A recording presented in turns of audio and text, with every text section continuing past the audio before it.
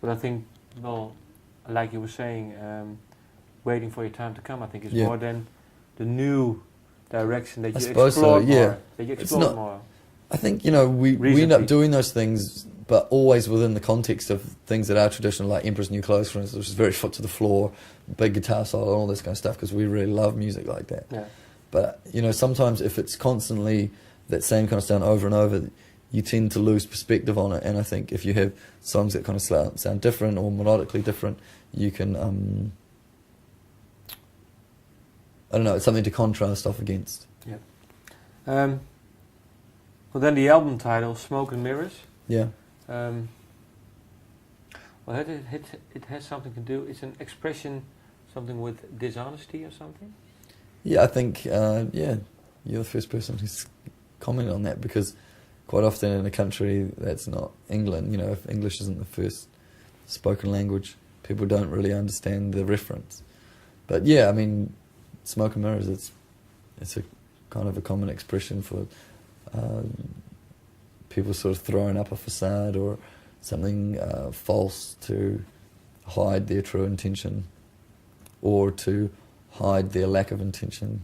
But how come? Because, well, you didn't How pick... come? No, I mean, well, you didn't pick... Well, I mean, there's a lot of the songs on the album sort of fit loosely within that theme, and they tend to work. I can think of about 3 or 4 off the top of my head, so 4 or 5 off the top of my head. So, But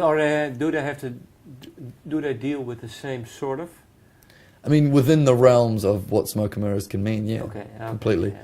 I mean, titles for albums is it's one of those things you don't.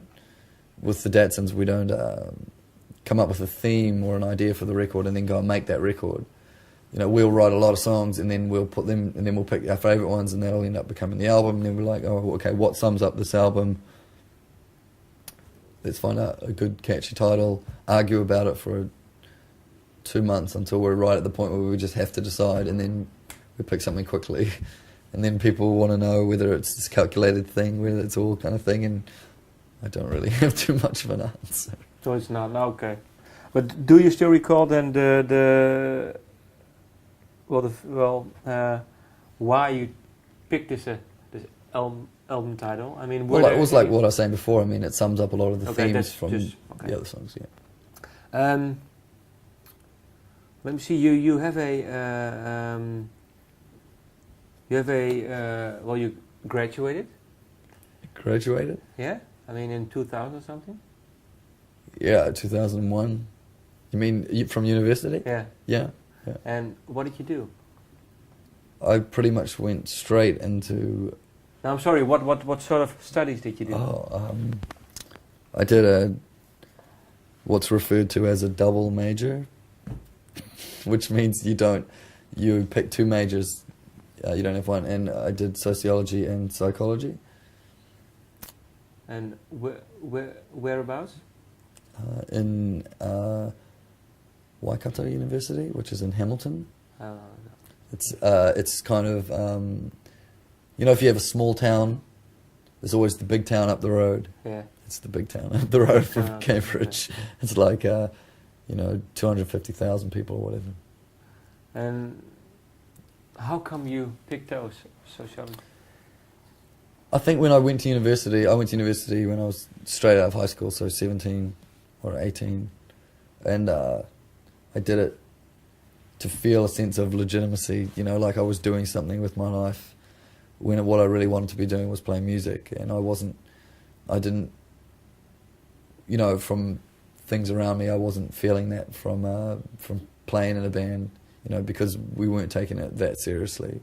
Although, you want to push as far as you can, but also in New Zealand, there's never really that expectation. So I wanted to do something else. And university kind of gave me the freedom to be in a band, not really have to answer to anybody, and gave me a source of income as well. Because you get a student loan. Mm-hmm. So all of a sudden, you got money, you can buy the instruments you want, you can do whatever you want, pretty much. And I was kind of savvy enough to pass all my classes at the same time. But I mean, I'm still very much, I picked those courses because I'm interested in people, and I'm interested in what makes people tick, and social situations, especially. I think I ended up enjoying the sociology side a lot more than the psychology side, because psych was very cerebral, and it's a science. I mean, it is, you know, the science of behaviour. That's what they say, psychology. So we would be doing field experiments on chickens and cows and things, and studying their behaviour and putting them in boxes and getting them to push different colours for different food, like quite, you know, rudimentary behavioural science. And sociology was more sort of essays and writing and theory, and studying people as groups as opposed to individuals.